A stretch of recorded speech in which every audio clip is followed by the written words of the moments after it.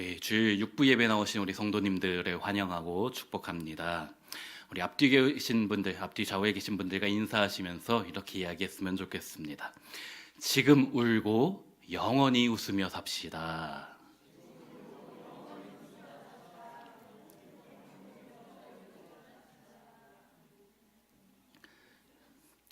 예전에 TV 프로그램에 웃으면 복이 와요라는 프로그램이 있었지요. 웃는 얼굴에 침 못 뱉는다라는 말과 더불어 웃는 것이 얼마나 좋은지 우리에게 이야기해 주는 것 같습니다. 오늘날 기업체에서 직원을 뽑을 때도 같은 조건이면 이왕이면 동료들에게 웃음을 줄 수 있는 사람을 선호한다라고도 하지요. 최근 개봉한 한국 영화 한 편이 있는데 관객이 1200만 명이 훌쩍 넘어섰다라고 합니다. 저는 아직 그 1200만 명 중에 들어가지는 못했지만 아무 생각 없이 그냥 한번 편하게 웃기에 참 좋다라고 많은 분들이 추천해 주었습니다. 웃는 것이 강조되는 세상인데 사실 예수 믿는 우리도 그렇지요. 우리도 항상 웃으며 살고 싶습니다.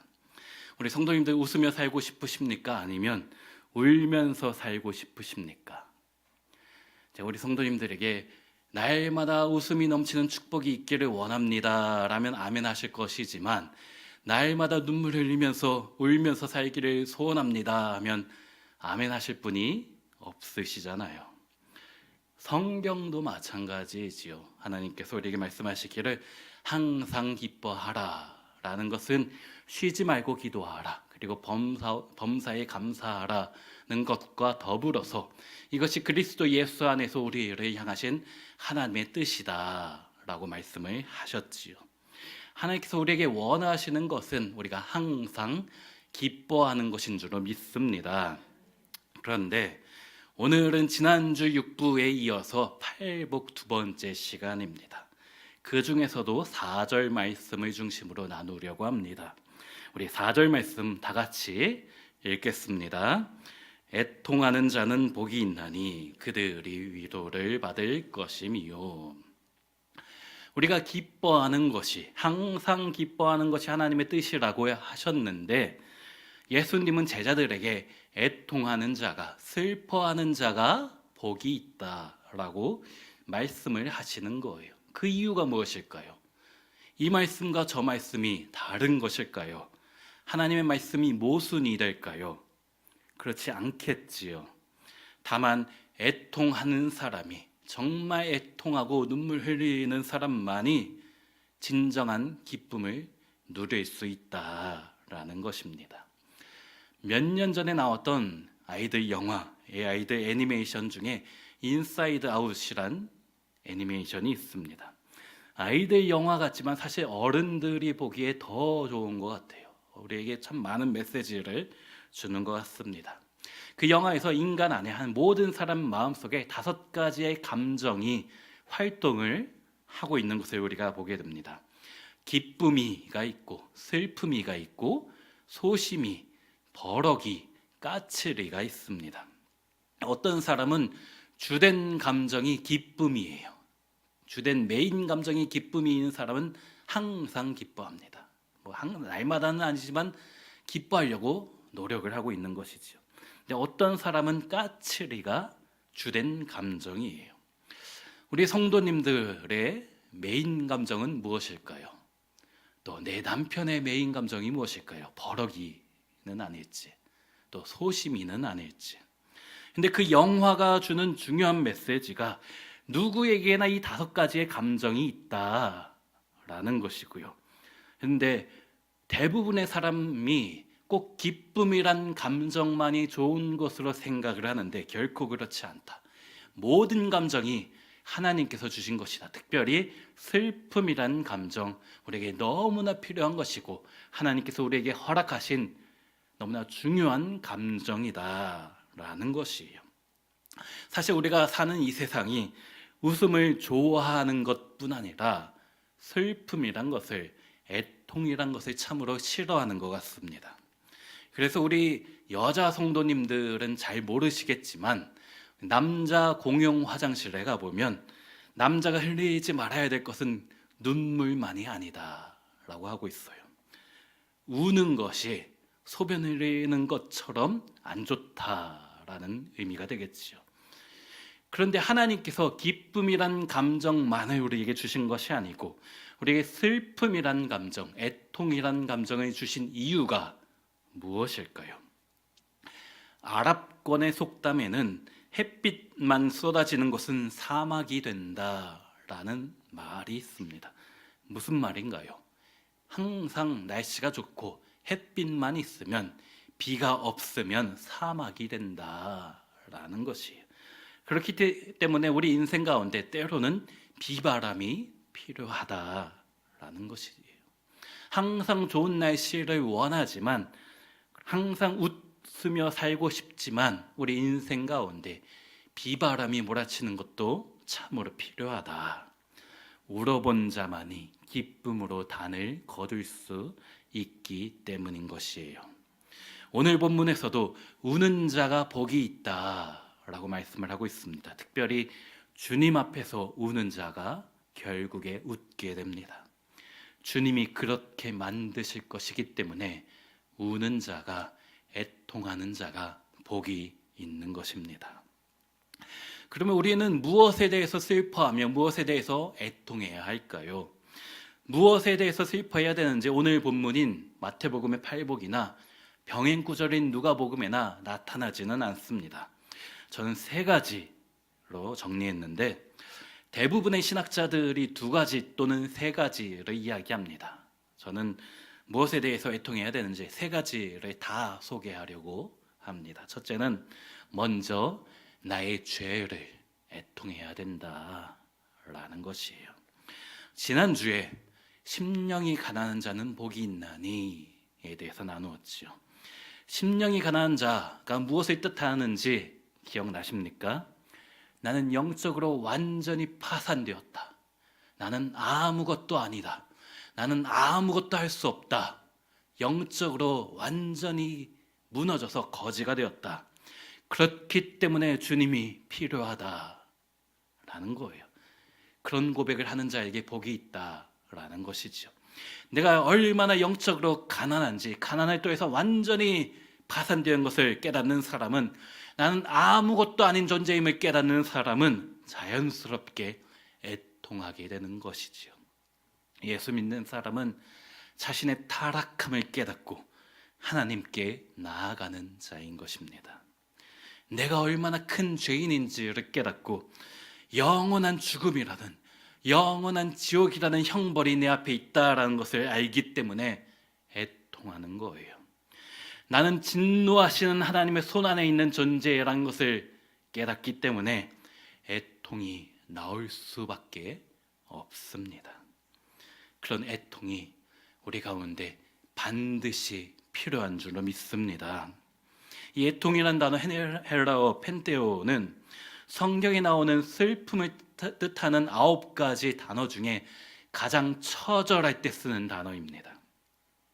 마치 다윗이 밧세바의 아내를 취하고 나서 애통하며 이렇게 고백하였지요. 시편 6편에 내가 탄식함으로 피곤하며 밤마다 눈물로 내 침상을 띄우며 내 요를 적시나이다. 주님 앞에서 얼마나 울면서 탄식하면서 애통하면서 회개하는지 눈물이 침대를 둥둥 뜨게 하였다라는 것이에요. 우리 성도님들은 이러한 애통을 경험해 보셨나요? 처음 예수 믿었을 때 회개의 눈물이 있었는데, 감격의 눈물이 있었는데, 지금은 주님 때문에 울어본 것이 도대체 언제였는지 기억도 안 나시는 분들 있지는 않습니까? 죄에 대한 이 애통은 처음 구원받았을 때만 우리에게 필요할까요? 처음 예수 믿었을 때만 필요한 눈물일까요? 예수 믿는 게 참 좋고 편한 것이 성도의 견인이란 교리가 있지요. 저도 그 교리 참 좋아하는 것입니다. 한 번 구원받은 사람은 하나님이 천국 갈 때까지 끝까지 붙드신다, 끝까지 견인하신다라는 거예요. 한 번 구원받은 사람은 하나님이 끝까지 책임져 주신다. 저도 그 말씀, 그 교리 참 믿습니다. 그런데 문자 그대로만 믿는, 단순하게 믿는 사람들이 있어요. 단순한 교리가 아닌데도 말이죠. 그런 분들은 구원파 이단으로 빠지기 참 쉬운 분들입니다. 내가 한번 죄 사함 받으면 난 천국행 티켓 확보하였다고 착각할 수 있는 것이에요. 정말 구원 받았는지도 모르는데요. 예수 믿고 구원 받아도 우리에게 눈물이 필요한 것입니다. 그래서 사도 바울이 로마서 7장에서 내 지체 속에서 한 다른 법이 내 마음의 법과 싸워 내 지체 속에 있는 죄의 법으로 나를 사로잡는 것을 보는도다. 오호라, 나는 곤고한 사람이로다. 이 사망의 몸에서 누가 나를 구원하랴. 내가 예수 믿어도 내가 하나님의 자녀가 되었지만 여전히 죄를 짓고 있구나. 오호라, 나는 곤고한 사람이로다. 애통하는 거예요. 이때 바울이 구원받지 못하였다고 누가 말할 수 있습니까? 바울이 구원 못 받는다면 여기 있는 누가 구원받을 수 있겠습니까? 하지만 바울은 예수님을 영접하고 하나님의 자녀가 되었지만 여전히 자신의 내면 안에 있는 죄 때문에 애통하고 탄식하고 어쩔 줄 몰라서 몸부림치고 있는 것입니다. 그런 애통이 있을 때 기도가 시작되고 주님을 향해서 부르짖게 되는 것이지요. 그리고 그러면 주님의 은혜가 시작되는 것입니다. 그러므로 그리스도 예수 안에 있는 자에게는 결코 정죄함이 없나니 라는 사죄의 은총이 우리에게 주어지는 것입니다. 분명히 예수님을 믿고 나의 구주로 고백하는 순간 우리는 모든 죄로부터 용서함을 받았지요. 그러나 이 세상 살면서 여전히 죄에 대해 노출되어 있죠. 그래서 마음으로 죄를 짓고 입술로 죄를 짓고 행동으로 죄를 지으며 살아갑니다. 그렇기 때문에 우리는 날마다 애통해야 될 줄로 믿습니다. 구원받았기 때문에 애통할 수 있는 것입니다. 심령이 가난한 자에게 주시는 그 은혜를 알기 때문에 애통할 수 있는 것입니다. 그리고 그런 애통하는 자에게 하나님의 축복이 있지요. 위로를 받게 되는 것입니다. 주석가 렌스키는 모든 위로 가운데 가장 큰 위로는 통회하고 애통하는 모든 죄인에게 내려진 사죄의 선언이다 라고 하였어요. 예수 믿어도 여전히 죄짓고 살아가는 나의 연약함을 가지고 몸부림치며 애통하는 자에게 하나님이 얼마나 좋은 분인지, 얼마나 선하신 분인지 경험하게 되는 줄로 믿습니다. 그래서 요엘서 2장 12절부터 보면 여호와의 말씀에 너희는 이제라도 금식하고 울며 애통하고 마음을 다하여 내게로 돌아오라 하셨나니 너희는 옷을 찢지 말고 마음을 찢고 너희 하나님 여호와께로 돌아올지어다. 그는 은혜로우시며 자비로우시며 노하기를 더디하시며 이내가 크시사 뜻을 돌이켜 재앙을 내리지 아니하시나니. 애통하며 마음을 찢는 자는 은혜로우신 하나님, 자비로우신 하나님, 노하기를 더디하시며 이내와 크신 하나님을 경험하게 되는 줄로 믿습니다. 그래서 주님 앞에 더 애통함으로 풍성한 은혜의 하나님을 경험하시는 모든 성도님들 되시기를 축원합니다. 두 번째로 우리는 이 세상의 죄를 바라보며 슬피 울며 애통해야 합니다. 나의 죄를 놓고 애통해 본 사람은 반드시 세상의 죄를 위해서 애통해야만 합니다. 시편 119편에 보면 그들이 주의 법을 지키지 아니하므로 내 눈물이 시냇물같이 흐르나이다. 이 시인이 내가 지은 죄 때문에 우는 것이 아니고 다른 사람이 죄 짓는 것을 보고 눈물이 시냇물같이 흘렀다 라고 하고 있어요. 바울도 마찬가지지요. 빌립보 교회를 바라보면서 내가 여러 번 너희에게 말하였거니와 이제도 눈물을 흘리며 말하노니 여러 사람들이 그리스도의 십자가의 원수로 행하느니라.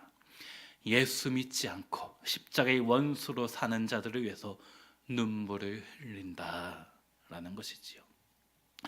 심지어 예레미야는 별명이 눈물의 선지자입니다. 어찌하면 내 머리는 물이 되고 내 눈은 눈물 근원이 됐고 죽임을 당한 딸 내 백성을 위하여 취하여로 울리로다. 예레미야의 눈물은 자신을 위한 것이 아니고 세상을 향한 눈물이었습니다. 나만 죄 안 짓고 나만 구원받고 나만 천국 가면 되나요? 내가 아는 사람만, 내 가족만 예수 믿고 축복받으면 되지 생각해도 될까요? 하나님의 사람은, 믿음의 사람은 결코 그렇게 사는 것이 아니지요. 느헤미야는 내가 이 말을 듣고 앉아서 울고 수일 동안 슬퍼하며 하늘의 하나님 앞에 금식하며 기도하여 이르되, 하늘의 하나님 여호와 크고 두려우신 하나님이여, 주를 사랑하고 주의 계명을 지키는 자에게 언약을 지키시며 긍휼을 베푸시는 주여 간구하나이다. 이 느헤미야는 왕에게 인정받는 신하였어요. 북이 영화를 누릴 수 있었습니다. 그러나 혼자서 잘 먹고 잘 살기를 원치 않았지요. 세상을 향한 주님의 마음을 알기 때문에 수일 동안 슬퍼하며 금식하였던 것입니다.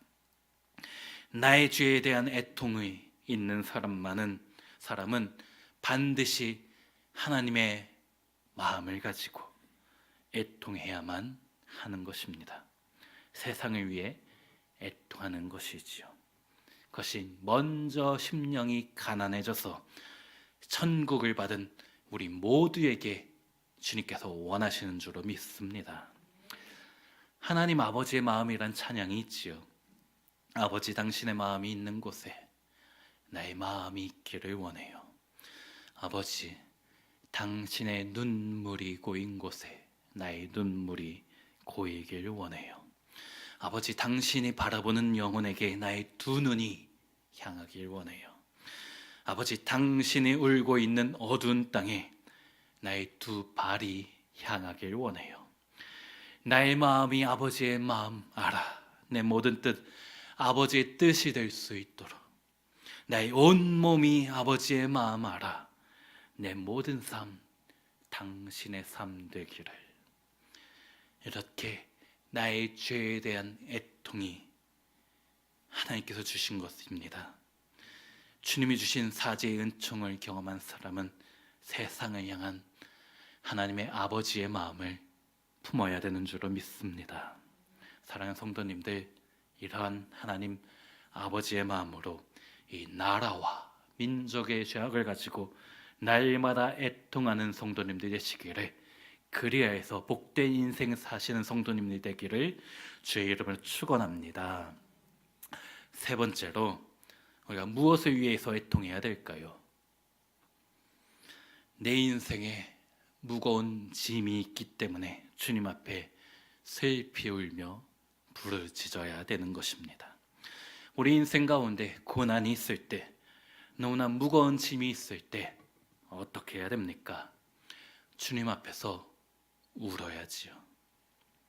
역대하 14장을 보면 아사가 그의 하나님 여호와께 부르짖어 이르되, 여호와여, 힘이 강한 자와 약한 자 사이에는 주밖에 도와줄 이가 없사오니 우리 하나님 여호와여, 우리를 도우소서. 우리가 주를 의지하오며 주의 이름을 의탁하옵고 이 많은 무리를 치러 왔나이다. 여호와여, 준 우리 하나님이시오니 원하건대 사람이 주를 이기지 못하게 하옵소서. 아사왕은 이방 군대가 100만 명이 쳐들어왔을 때 주님밖에 도와줄 리가 없습니다. 그래서 부르짖었어요. 사랑하는 성도님들 가운데 내 힘으로 도저히 벗어날 수 없는 문제가 있으십니까? 주님 앞에 눈물과 애통이란 카드를 사용할 너무나 좋은 찬스입니다. 우리 인생 가운데 애통할 것들이 너무나 많지요. 누구도 고쳐줄 수 없는 질병 때문에 고통받고 나는 눈물, 아무리 했어도 해결되지 않는 경제적 어려움으로 흐르는 눈물, 아무리 노력해도 변하지 않는 사람 때문에, 그리고 내 남편 때문에, 내 아내 때문에, 내 자식들 때문에 수많은 날들을 눈물로 지새우고 있지는 않습니까? 예수 믿는 사람은 그럴 때 원망하지 않지요. 불평하지 않지요. 다만 믿음으로 주님 앞에 애통하는 것입니다. 주님 앞에 울 수 있다는 것이 축복이기 때문이지요. 내 눈물 닦아주시는 주님이 있기 때문입니다. 히스기야 왕이 시한부 선고를 받고 주님 앞에 통곡하였습니다. 여호와여 구하오니 내가 주 앞에서 진실과 전심으로 행하며 주의 목전에서 선하게 행한 것을 기억하옵소서 하고 히스기야가 심히 통곡하니, 그러자 주님이 무엇이라고 말씀하셨습니까? 이에 여호와의 말씀이 내 조상 다윗의 하나님 여호와께서 이같이 말씀하시기를 내가 내 기도를 들었고 내 눈물을 보았노라. 내가 내 수 안에 15년을 더하고. 주님이 내 눈물을 보시면 됩니다. 내 애통을 들으시면 됩니다. 그런 찬양이 있지요. 인생길 험하고 마음 지쳐 살아갈 용기조차 없어질 때 너 홀로 앉아서 낙심치 말고, 2절에서는 너 홀로 앉아서 울지만 말고 예수님 품으로 나오시오. 예수님은 나의 생명, 믿음, 소망, 사랑이시네. 십자가 보혈 자비의 손길로 상처 입은 너를 고치시리. 사랑하는 성도님들, 내 눈물 닦아줄 수 있다는 그 주님이 있다라는 것이 얼마나 큰 축복인지 아십니까? 주님 앞에서 우리 인생의 무거운 짐을 다 맡겨드리고 마음껏 우시는 성도님들 되시길 축원합니다. 애통하는 자에게 주님께서 주시는 축복이 있기 때문이지요. 그것이 무엇입니까? 복되도다 애통하는 자여 저희가 위로를 받을 것이다. 애통하는 자에게 주신 축복이 무엇이라고요? 위로입니다. 윤동주 시인이 팔복이란 시를 썼습니다. 슬퍼하는 자는 복이 있나니, 슬퍼하는 자는 복이 있나니, 슬퍼하는 자는 복이 있나니. 여기 슬퍼하는 자는 복이 있나니를 8번 쓰고 마지막 한 줄, 저희가 영원히 슬플 것이요 라고 했어요. 크리스찬이었던 윤동주가 왜 그렇게 썼을까요? 슬퍼하는 자는 복이 있나니 저희가 영원히 슬플 것이다. 예수 믿는 사람이 왜 이렇게 비관적입니까? 일제 치하에서 너무나 힘들었습니까? 그 윤동주 씨가 쓴 그 자필 원고를 보면 처음에는 이 슬퍼하는 자는 복이 있나니 8번 쓰고 마지막에 저희가 위로를 받을 것이요 라고 썼다가 줄을 쭉쭉 긋고 그 옆에 저희가 오래 슬플 것이요 라고 썼어요. 그리고 다시 오래 슬플 것이요를 쭉쭉 긋고 저희가 영원히 슬플 것이요 라고 고쳤었습니다. 근데 그 팔복이란 시를 쓰고 나서 그 종이 뒷면에 또 하나의 시를 썼습니다. 제목이 위로입니다. 영원히 슬플 것 같은 우리 인생 가운데 무엇이 위로가 되겠습니까? 우리 예수님만이 우리의 위로가 되신 줄로 믿습니다. 참된 위로는 위로부터 내려오는 거예요. 하늘에서 내려오는 것입니다. 누가복음 2장에 예루살렘에 시므온이라 하는 사람이 있으니 이 사람은 의롭고 경건하여 이스라엘의 위로를 기다리는 자라. 성령이 그 위에 계시더라. 그가 주의 그리스도를 보기 전에는 죽지 아니하리라 하는 성령의 지시를 받았더니 이스라엘 민족의 고통을 참아 견디지 못하던 시므온이 이스라엘의 위로를 기다렸습니다. 그리고 아기 예수님을 만나게 되었지요. 예수님을 만나고 빛도 없고 소망이 없던 그의 삶 가운데, 그의 민족의 삶 가운데 위로가 찾아온 것입니다. 예수님이 위로가 되었지요. 누가복음 7장에 나인성 과부가 나오지요. 남편 없는 과부가 아들 하나 바라보고 살았는데 그 아들이 먼저 죽었습니다. 좌절과 절망 가운데 있죠. 그때 예수님께서 그곳 가운데 지나가시며 그 여인을 만나 주셨지요. 13절에 주께서 과부를 보시고 불쌍히 여기사 울지 말라 하시고, 주님이 울고 있는 자들에게 찾아오셔서 울지 말라 하셨어요. 울고 있는 자에게 찾아오시는 것입니다. 아시는 대로 그 아들은 살아났고 눈물이 변하여 기쁨이 되었습니다. 나인성, 나인이란 뜻이 기쁨이지요. 예수님을 만나면, 예수님 우리 가운데 찾아오시면 눈물이 변하여 기쁨이 되는 것입니다. 애통하는 자가 복이 있도다. 그 이유는 예수님에게 위로가 있기 때문입니다. 예수님을 통하여서 그 예수님을 애통하는 자만 만날 수 있고 예수님을 통해서 참된 위로가 우리 가운데 주어지기 때문인 것이죠.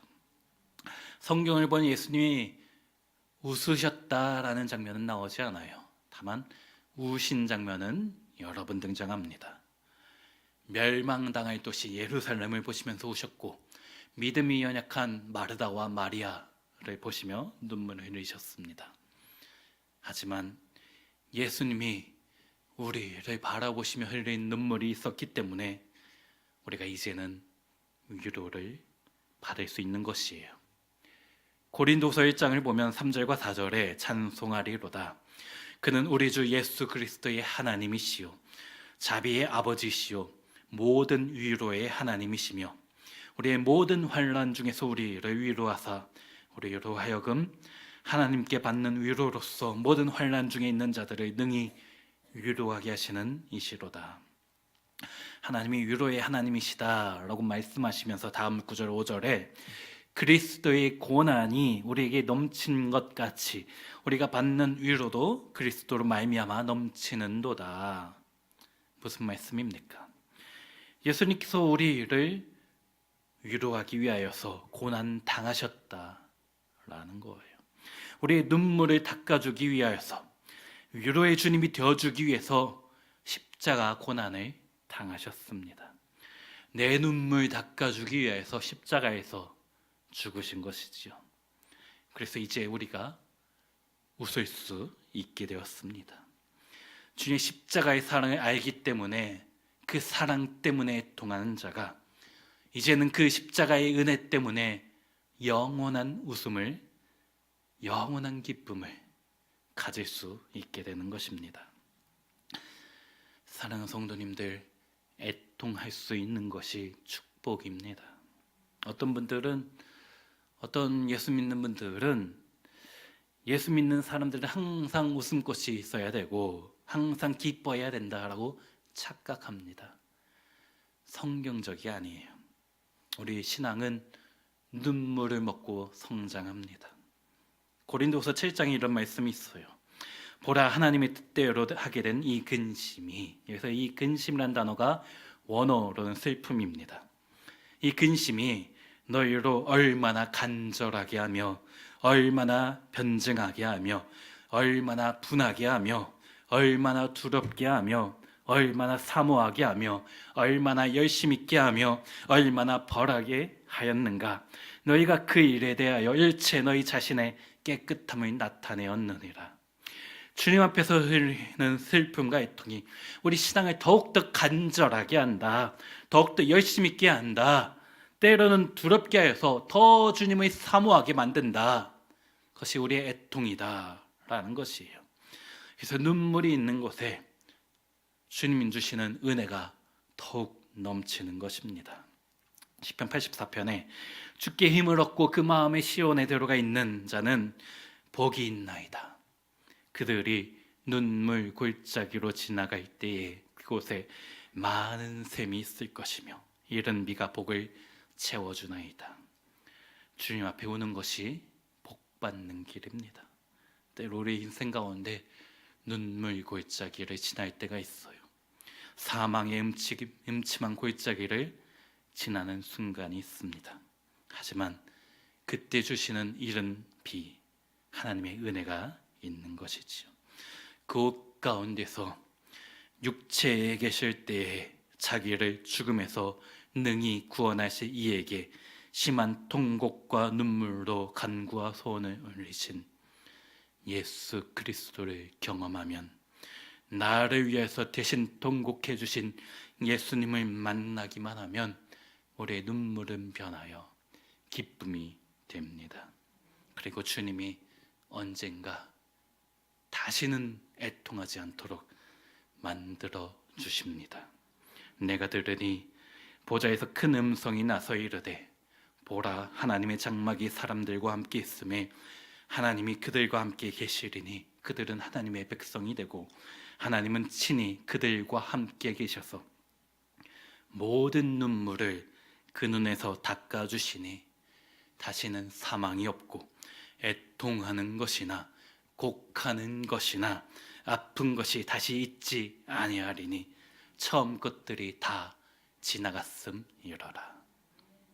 주님 앞에서 마음껏 애통하시면서 나를 위해 대신 통곡하신, 나를 위해 대신 슬퍼하시며 눈물 흘리신 그 주님 인하여서 아버지 하나님께 나아가는 모든 성도님들 되시길 소원합니다.